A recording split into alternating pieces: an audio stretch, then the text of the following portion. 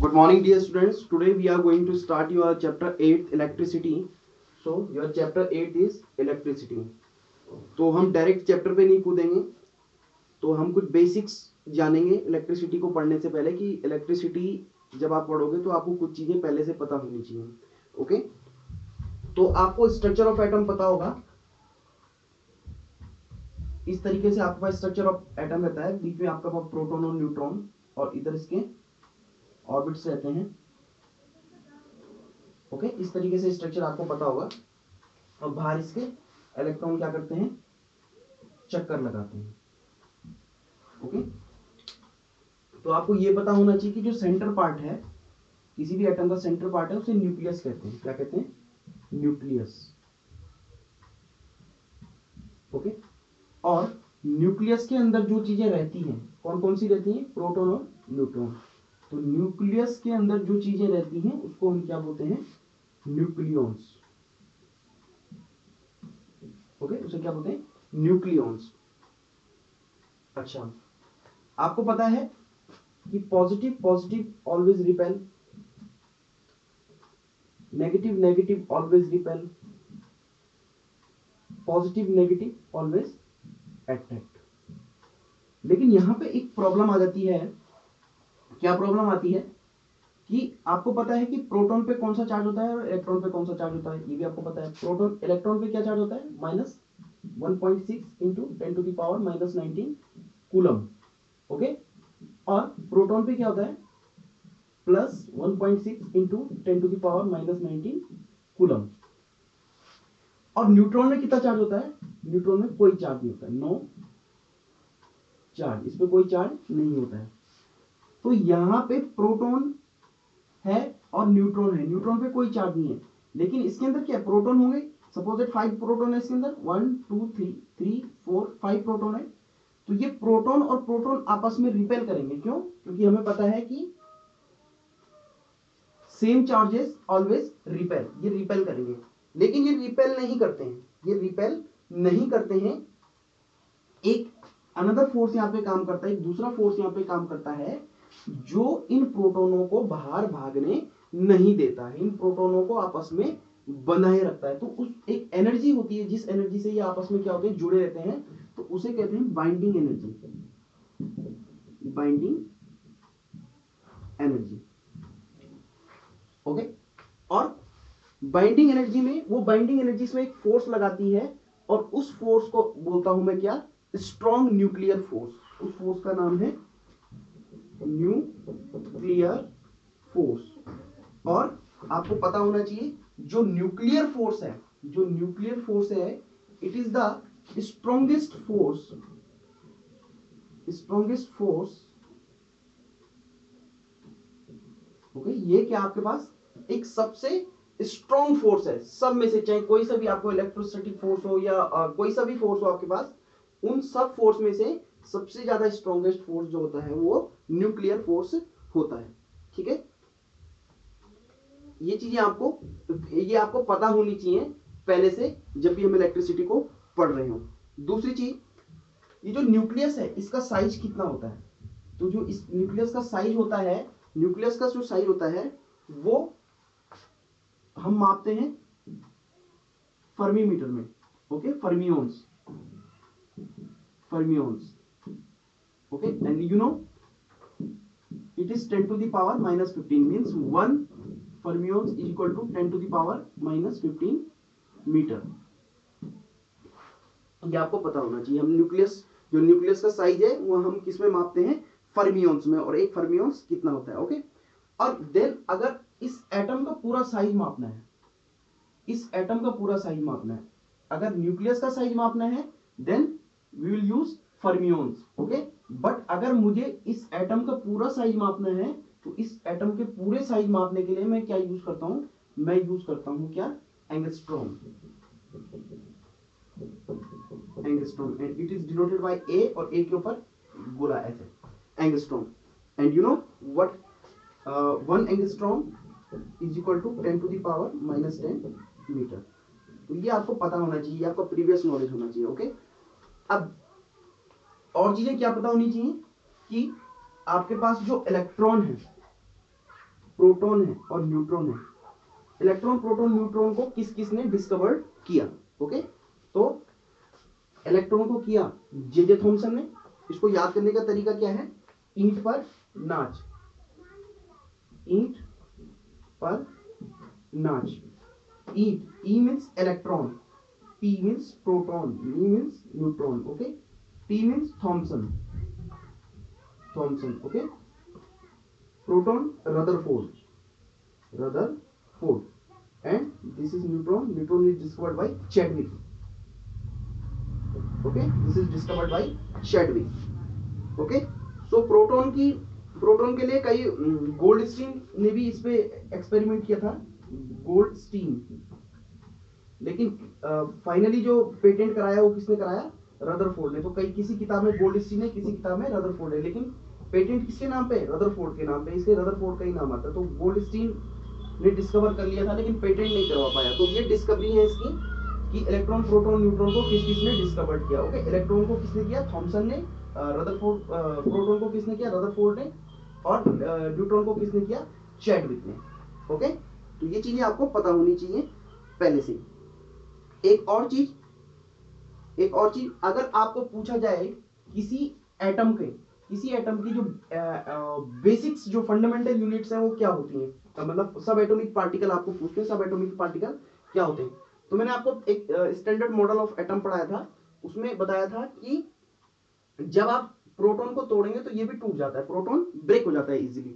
और अगर न्यूट्रॉन को तोड़ा तो न्यूट्रॉन भी ब्रेक हो जाता है इजीली। लेकिन जब हम इलेक्ट्रॉन को तोड़ें तो इलेक्ट्रॉन ब्रेक नहीं होता है। ओके, इलेक्ट्रॉन ब्रेक नहीं होता है। तो we can say electron is a fundamental unit of an atom, we can say. Okay, तो मैंने आपको पढ़ाया था कि जो अभी हम जो पढ़ते हैं अभी लोअर क्लासेस में, तो only 3 particles electron proton and neutron एक एटम में होते हैं। लेकिन जैसे जैसे हम फर्दर आगे बड़ी क्लास में जाएंगे तो हम पढ़ेंगे कि 100 से ज्यादा पार्टिकल्स एक एटम में रहते हैं। जैसे आपके पास क्या क्या रहते हैं उसका अभी आई होप कि आप वीडियो पॉज करके इसको नोट भी कर लेना। जैसे सपोज दैट आपके पास जो एटम होता है, एटम के अंदर आपके पास क्या रहता है? एक तरफ रहता है आपके पास क्या? फर्मियोन्स, और एक तरफ रहता है आपका बोसोन। तो 12 तो आपके पास फर्मियोन्स रहते हैं और 5 आपके पास बोसोन रहते हैं। ओके, एंड फर्मियोन्स में भी आपके पास 2 चीजें हैं, एक तो आपके पास क्वार्क्स और एक आपके पास आता है लेप्टॉन्स। ओके, तो क्वार्क्स में आपके पास क्या क्या है? Up quarks, down quarks, up quarks, down quarks, top quarks, bottom quarks,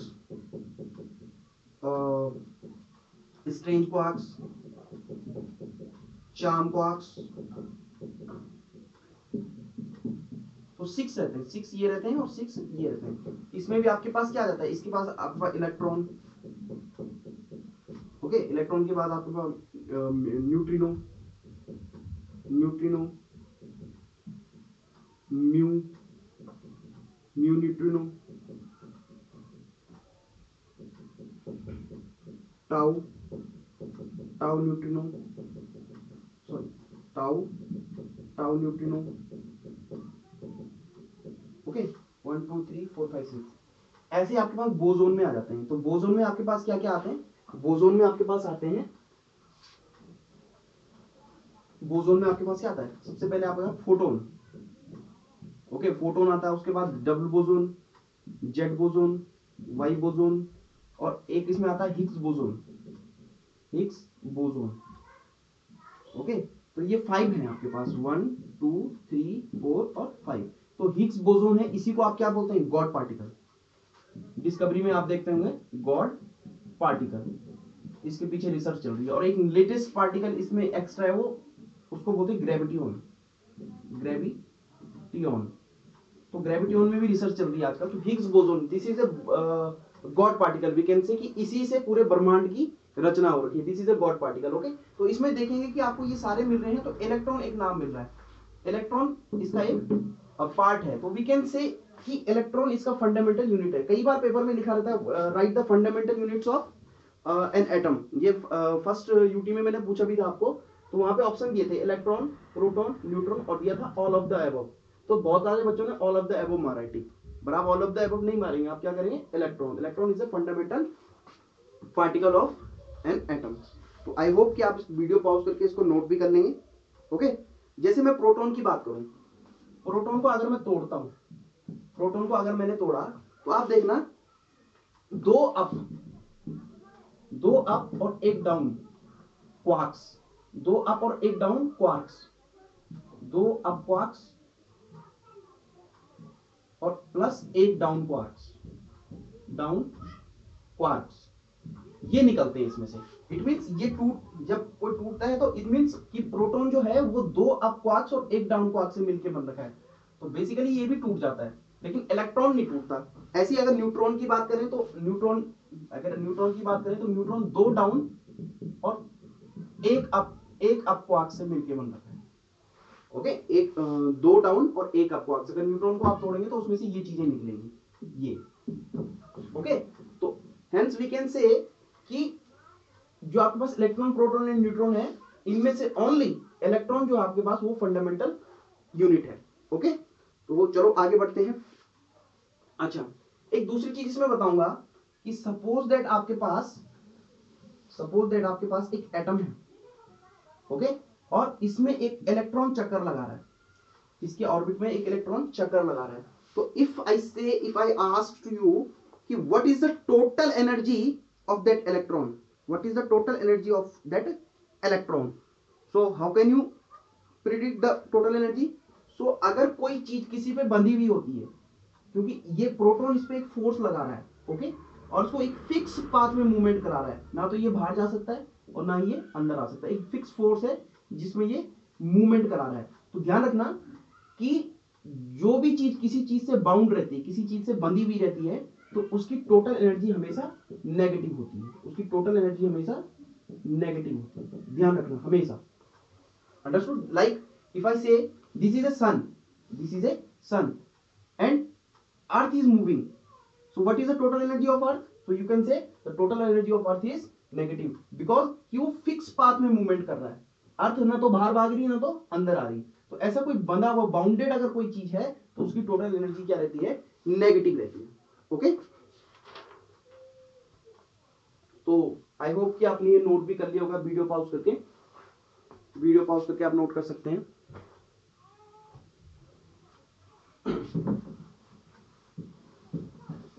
ये चीजें आपको पता होनी चाहिए इलेक्ट्रिसिटी पढ़ने से पहले, देन हम टॉपिक में कूदेंगे।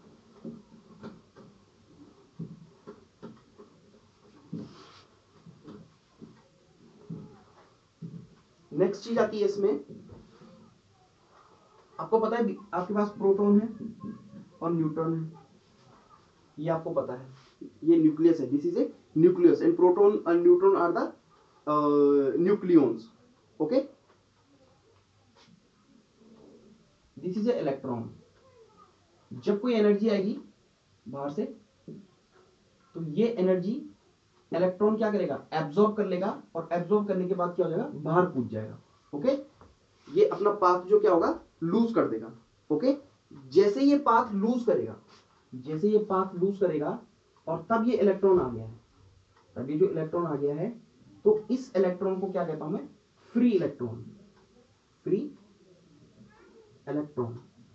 अभी जब इलेक्ट्रिसिटी पढ़ेंगे तो वहां पे बार बार टर्म यूज होगा, फ्री इलेक्ट्रॉन। समझ जाना कि उसने एनर्जी गेन की है, और एनर्जी गेन करके वो क्या हो गया? उसने अपना पाथ छोड़ दिया है, तो इसको मैं क्या कहूंगा? Free electron. क्या कहूंगा इसको? Free electron. तो फ्री इलेक्ट्रॉन कब होगा? फ्री इलेक्ट्रॉन तभी बनेगा जब कोई इलेक्ट्रॉन क्या करेगा? एनर्जी को एब्जॉर्ब करेगा। ओके, ध्यान रखना इस चीज को। तो अगर फ्री इलेक्ट्रॉन की डेफिनेशन लिखेंगे तो कैसे लिखेंगे? Electron which is not bounded with the atom. Okay, we can write electron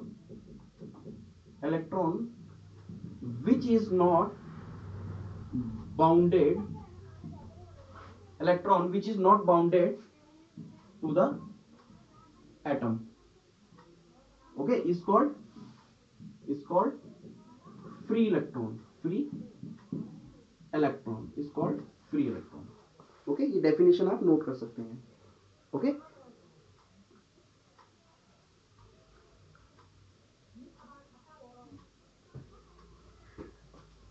second चीज इसमें हम अब बात करेंगे कंडक्टर्स की।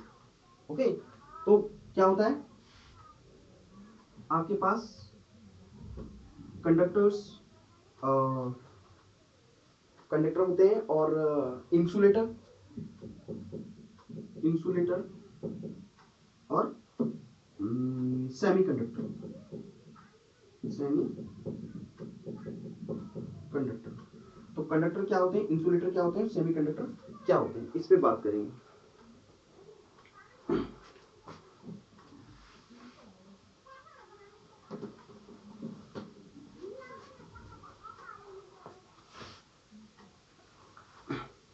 तो कंडक्टर, सपोज दैट आपके पास कंडक्टर है, ओके, इस पे बहुत सारे इलेक्ट्रॉन है, लेकिन अभी वो इलेक्ट्रॉन क्या है, बाउंडेड है। इसमें बहुत सारे इलेक्ट्रॉन तो हैं, लेकिन अभी वो इलेक्ट्रॉन क्या है, बाउंडेड इलेक्ट्रॉन है, वो किसी से क्या है, बाउंड हो रखे हैं। समझ रहे हो ना मैं क्या कहना चाह रहा हूं, दिस इज न्यूक्लियस एंड जो इलेक्ट्रॉन है वो फिक्स पाथ में क्या कर रहे हैं, मूवमेंट कर रहे हैं, अभी वो बाउंडेड है। ठीक है, जैसे इसमें एनर्जी आपने बाहर से दी, ओके, वो हीट एनर्जी हो सकती है, फ्रिक्शनल एनर्जी हो सकती है, कुछ किसी भी टाइप की एनर्जी हो, जैसे इसने एनर्जी एब्जॉर्ब की, इसने एनर्जी एब्जॉर्ब की, अब क्या होगा, ये इलेक्ट्रॉन अपना पाथ छोड़ देगा, ठीक है, और इधर मूवमेंट करने लगेगा, ऐसे billions of electron, not a single electron, I am talking about the billions of electrons. Okay, तो ये अभी तो ये तो एक के साथ बताया आपको, लेकिन ऐसे बिलियंस ऑफ इलेक्ट्रॉन क्या होंगे, अपना पाथ छोड़ के क्या करेंगे, बाहर घूमने लगेंगे। और वो जब बाहर घूमने लगते हैं, वो जब बाहर घूमने लगते हैं तो उनको मैंने नाम क्या दिया था, free electron, free electron. Okay, free electron, वो फ्री इलेक्ट्रॉन है, लेकिन उनका मूवमेंट क्या होता है, उनका मूवमेंट कोई इधर घूम रहा है, कोई इधर घूम रहा है, कोई ऊपर घूम रहा है, कोई नीचे घूम रहा है।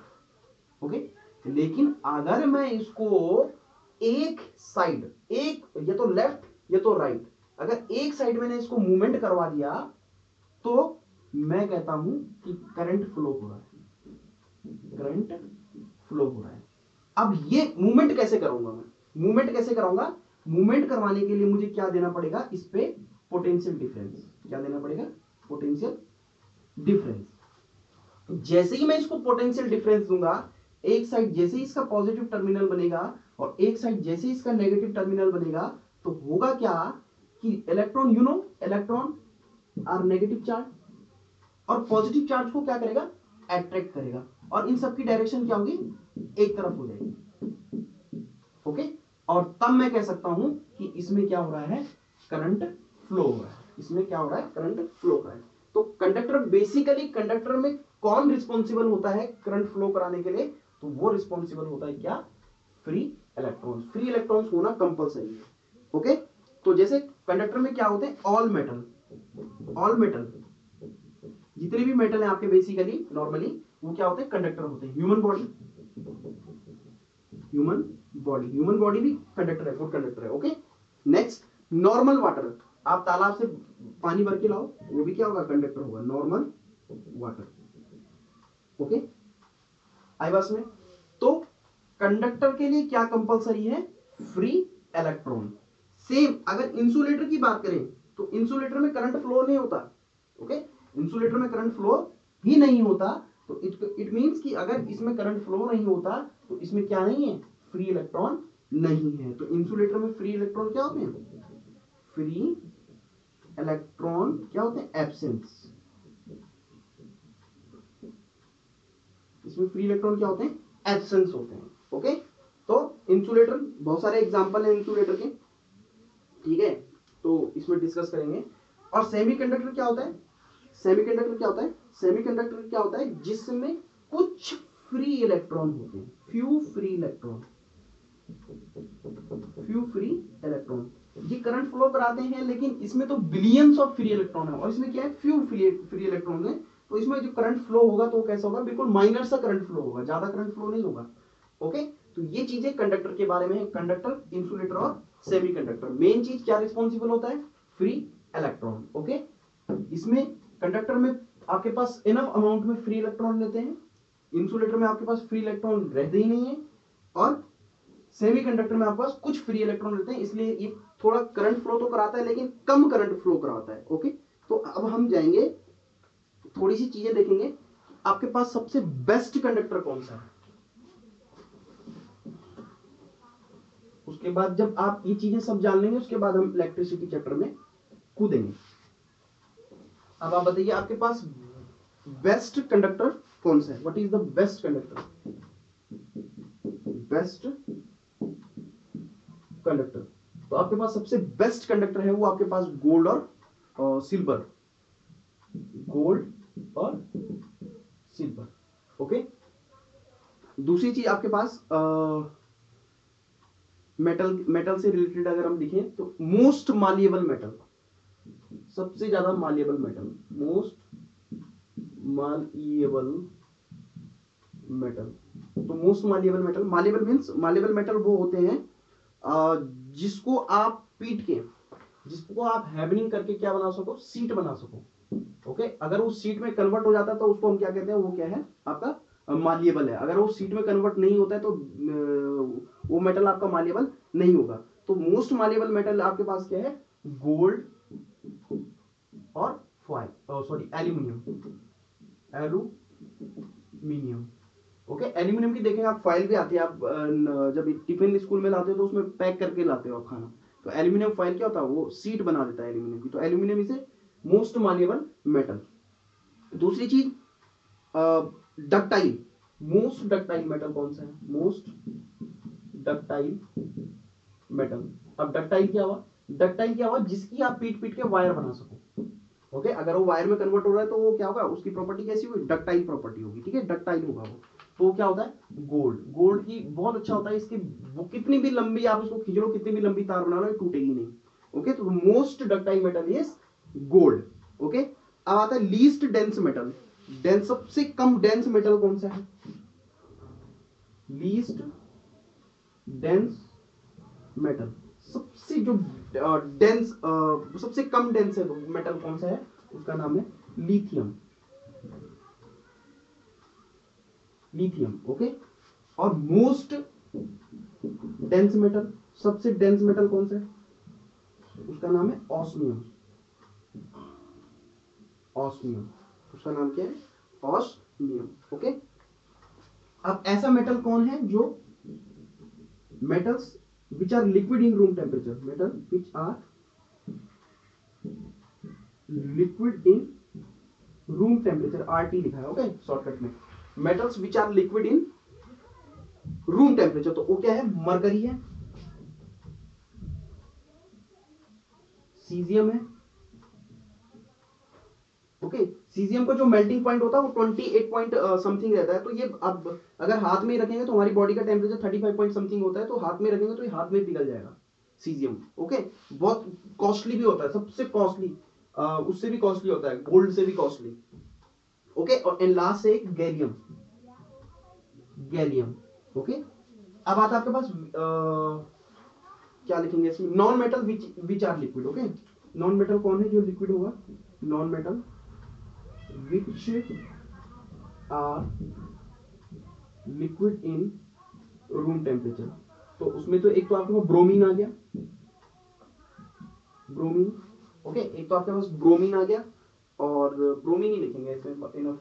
ओके, तो ये चीजें आपको पता होनी चाहिए पहले से, this is the basics things. Okay,